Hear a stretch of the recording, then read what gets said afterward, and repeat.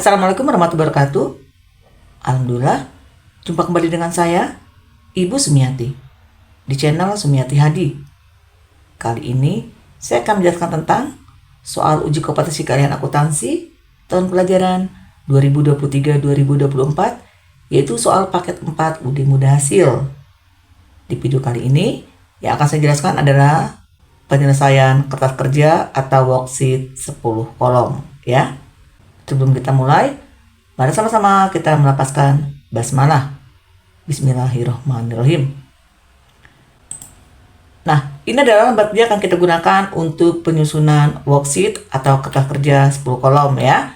Untuk menyusun worksheet atau kertas kerja, di sini data yang kita butuhkan. Yang pertama, kita membutuhkan data neraca saldo per 31 Desember.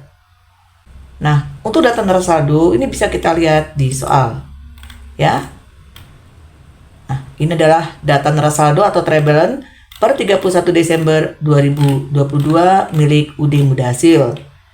Nah, selain itu, kita juga membutuhkan data jurnal penyesuaian yang sudah kita buat sebelumnya. Ya. Nah, untuk mempersingkat waktu, sekarang kita langsung ke tutorial penyusunannya, ya.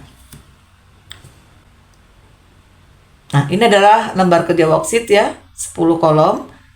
Ada kolom kode akun, nama akun, kemudian kolom neraca saldo, debit kredit, kolom A, JP, debit kredit, kemudian kolom neraca saldo disesuaikan, debit kredit, kolom rugi laba, debit kredit, dan kolom neraca debit kredit. Yang pertama, kalau kamu lihat di sini ada kolom neraca saldo. Nah, untuk mengisi kolom neraca saldo, ini datanya kamu ambil dari soal ya. Kamu ambil dari neraca saldo yang ada di soal. Nah, datanya kamu ambil di sini. Kamu pindahkan nilai-nilai yang ada di neraca saldo ini ke dalam kolom worksheet ya. Yang debit pindahkan ke debit, yang kredit pindahkan ke kredit. Kita pindahkan semua nilainya.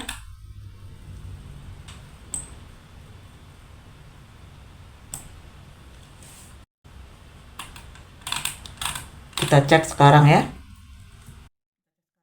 Yang pertama kita lihat di sini ya, ada cash in bank di debit 1.209.440.000. Ini sudah kita pindahkan nilainya di debit. Kemudian yang kedua ada PT cash, nilainya 14.300.000 di debit. Ini juga sudah kita pindahkan. Ketiga ada account receivable, nilainya 530.220.000. Ya, sudah kita pindahkan di sini. Kemudian allowance ada di kredit 9.200.000 ya, sudah kita pindahkan sampai dengan yang terakhir. Di sini ada income tax expense 7.550.000 di debit. Ini juga sudah kita pindahkan.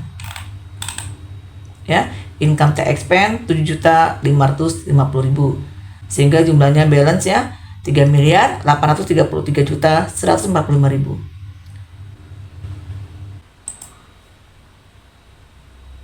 Nah, kalau kamu sudah selesai memindahkan data neraca saldo, berikutnya kita akan memindahkan data AJP.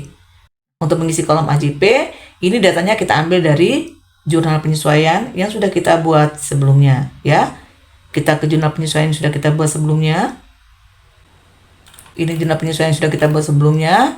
Kita akan pindahkan nama akun dan nilainya ke kolom AJP worksheet, ya. Nah, di sebelah kiri adalah data jurnal penyesuaian yang sudah kita buat sebelumnya. Dan sebelah kanan ini adalah lembar kerja worksheet yang akan kita isi. Sekarang kita ke kolom AJP. Ya. Kita lihat di jurnal penyesuaian. Yang pertama ada akun store supply expense. Nilainya di debit 2.575.000. Kita cari akun store supply expense di worksheet. Ya, ini akun store supply expense. Catat nilainya di sebelah debit. 2.575.000. Berikutnya di jurnal penyesuaian ada store supply ya, nilainya di kredit 2.575.000. Kita ke akun store supply, catat nilainya di kredit. Kemudian di sini ada rent expense ya, rent expense ini nilainya ada di sebelah debit 1 juta. Kita ke rent expense. Ya. Ini rent expense, catat nilainya di sebelah debit 1 juta. Kemudian kita ke prepaid rent, prepaid rent ini ada di kredit nilainya 1 juta. Kita ke akun prepaid rent, ya, ini akun prepaid rent, catat nilainya di kredit 1 juta. Berikutnya ada insurance expense. Nah, insurance expense ini nilainya ada di debit 1.250.000. Kita ke insurance expense, ya, ini insurance expense, catat nilainya di debit 1.250.000. Kemudian ada prepaid insurance. Nah, untuk prepaid insurance nilainya ada di kredit 1.250.000. Kita ke akun prepaid insurance, ya, ini akun prepaid insurance, catat nilainya di kredit 1.250.000.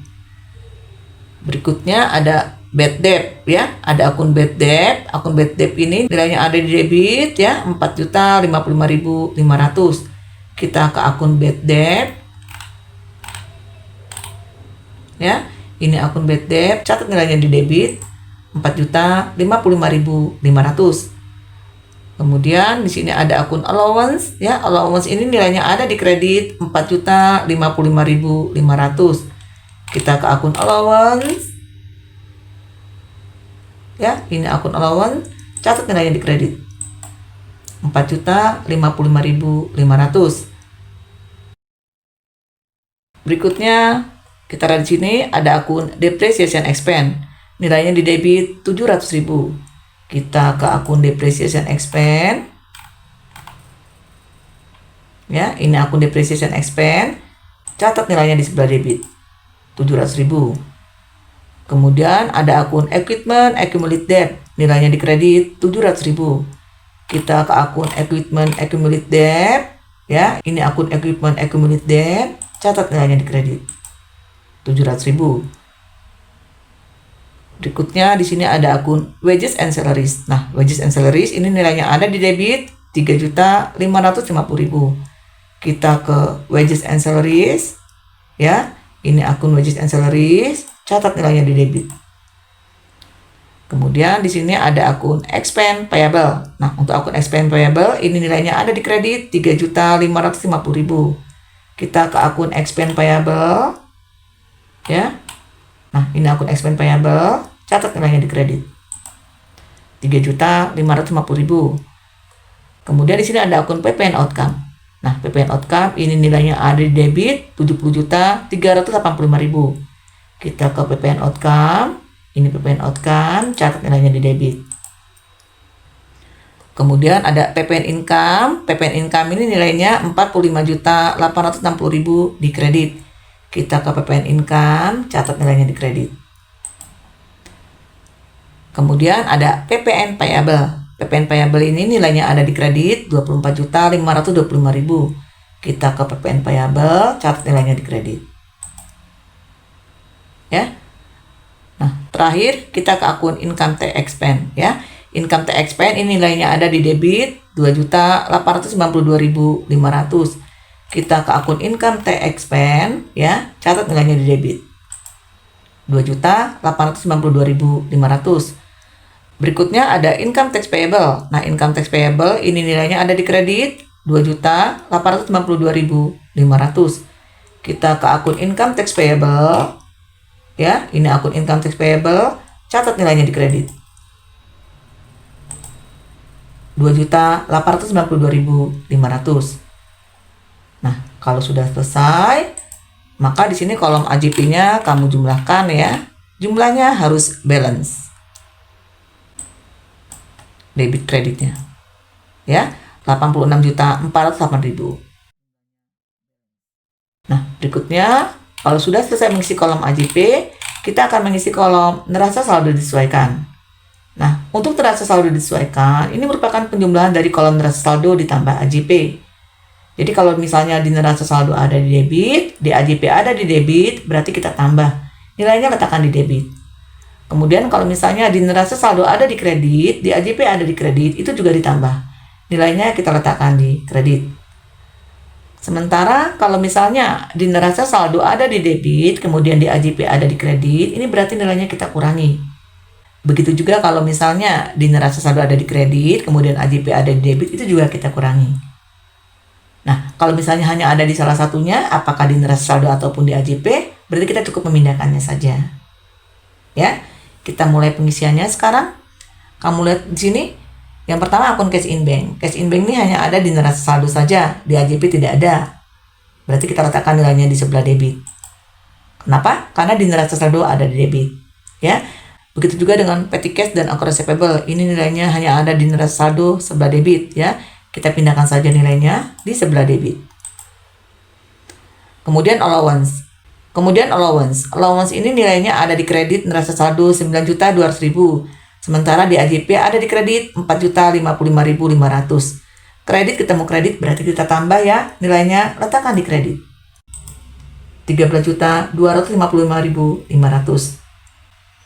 Kemudian kita lihat di sini merchandise inventory hanya ada di neraca saldo sebelah debit, pindahkan saja nilainya di sebelah debit. Kemudian store supply ini di neraca saldo ada di sebelah debit 14.200.000. Sementara di AJP ada di kredit 2.575.000. Berarti ini debit ketemu kredit kita kurangi, ya. Selisihnya merupakan selisih debit karena besaran sisi debit. Maka selisihnya letakkan di sebelah debit. 11.625.000. Kemudian prepaid insurance. Prepaid insurance ini juga sama dengan store supply tadi ya, ada di neraca saldo sebelah debit 26.250.000.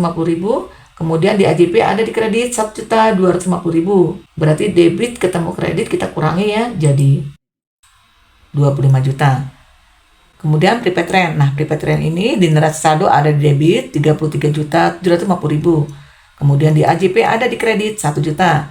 Ya, jadi debit ketemu kredit kita kurangi lagi, nilainya letakkan di sebelah debit. 32.750.000.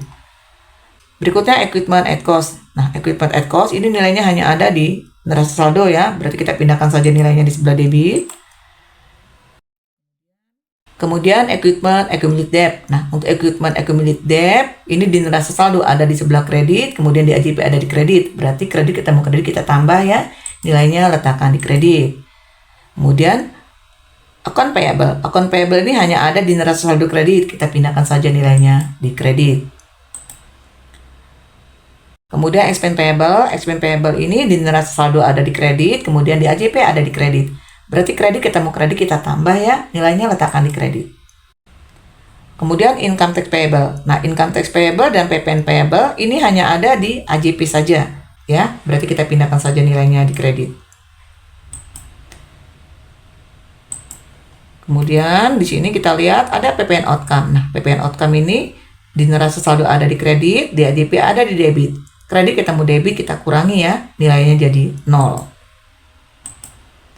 Kemudian PPN income juga di neraca saldo ada di debit, kemudian di AJP ada di kredit. Kita kurangi, nilainya jadi 0. Kemudian Bank BRI Loan dan Ready Capital. Untuk Bank BRI Loan dan Ready Capital ini di neraca saldo ada di kredit, sementara di AJP tidak ada, maka nilainya letakkan di sebelah kredit.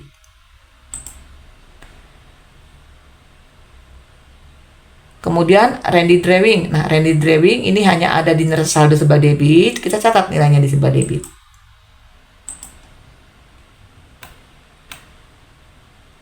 Income summary kosong ya. Nah, untuk sales ini hanya ada di neraca saldo sebelah kredit. Ini kita pindahkan nilainya di sebelah kredit, neraca saldo disesuaikan ya. Berikutnya di sini sales return kosong, sales diskon kosong. Berikutnya di sini pre-collected. Pre-collected ini nilainya ada di kredit 3 juta. Kita pindahkan saja nilainya di kredit. Kemudian cost of goods sold, freight paid, advertising expense, telepon, internet and electricity expense.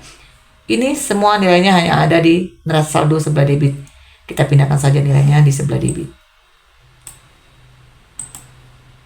Ya. Kemudian di sini ada store supply expense. Nah, store supply expense ini nilainya ada di neraca saldo sebelah debit 7.425.000. Kemudian di AJP ada di debit 2.575.000. Berarti di sini debit ketemu debit ya, kamu jumlahkan. Nilainya letakkan di sebelah debit. 10 juta. Kemudian bad debt. Bad debt expense ini nilainya hanya ada di AJP sebelah debit ya, 4.055.500. Maka catat saja nilainya di sebelah debit ya, 4.055.500. Kemudian depreciation expense. Depreciation expense ini nilainya di neraca saldo ada debit, kemudian di AJP ada debit. Debit ketemu debit berarti kita tambah ya, nilainya catat di sebelah debit. Begitu juga dengan insurance expense, rent expense, dan wages and salaries expense. Nah, ini di neraca saldo ada di sebelah debit, kemudian di AJP juga ada debit. Berarti debit ketemu debit kita tambah ya, catat nilainya di sebelah debit. Ya. Kemudian di sini ada other operating expense. Other operating expense ini hanya ada di neraca saldo, nilainya 28.900.000. Kita catat saja nilainya di sebelah debit. Kemudian interest revenue. Interest revenue ini juga nilainya hanya ada di neraca saldo sebelah kredit, catat nilainya di sebelah kredit. Kemudian interest expense, bank service charge, dan income tax expense ini hanya ada di neraca saldo sebelah debit. Berarti catat saja nilainya di sebelah debit. Ya. Nah, kalau sudah, ini kita jumlahkan sisi debit maupun sisi kreditnya. Nah, jumlah neraca saldo disesuaikan atau NSD ini harus imbang ya, harus balance. Kita lihat di sini jumlahnya. Jumlahnya sudah balance ya. 3.798.483.000. Jumlahnya sudah balance. Nah, berikutnya kalau sudah kita akan mengisi kolom rugi laba dan kolom neraca. Nah, untuk mengisi kolom rugi laba dan neraca, ini datanya kita ambil dari neraca saldo disesuaikan. Ya. Ingat, yang masuk kolom rugi laba ini adalah akun-akun nominal ya, yaitu akun-akun pendapatan dan beban. Akun-akun yang kode awalnya 4, 5, dan seterusnya.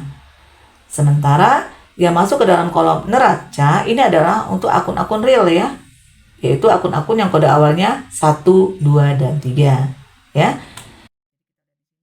Jadi kalau kita lihat di worksheet ini ya, yang kode awalnya 1, 2, dan 3 ini adalah cash in bank sampai dengan income summary ya.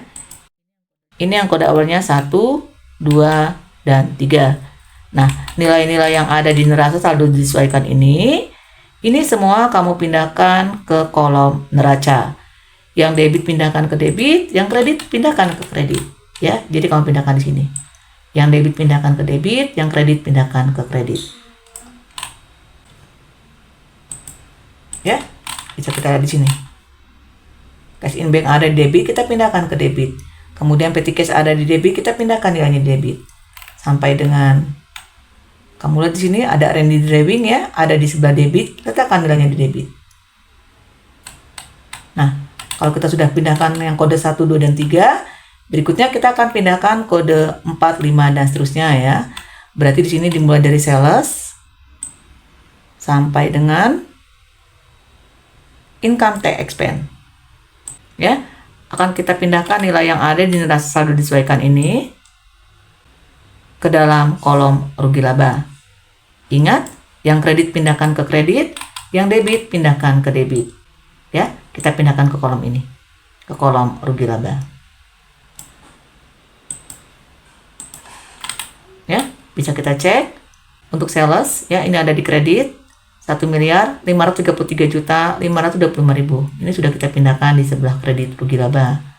Sales rate sama sales diskon kosong. Kemudian ada free collected 3 juta di kredit sudah kita pindahkan. Sampai dengan yang terakhir ya, ada income tax expense 10.442.500 di debit. Ini sudah kita pindahkan juga. Ya. Nah, berikutnya kalau kita sudah memindahkan ya semua data di kolom rugi laba dan neraca, kita akan menjumlahkan sisi debit maupun sisi kreditnya. Yang pertama kita jumlahkan debit rugi laba, jumlahnya 1.077.348.000.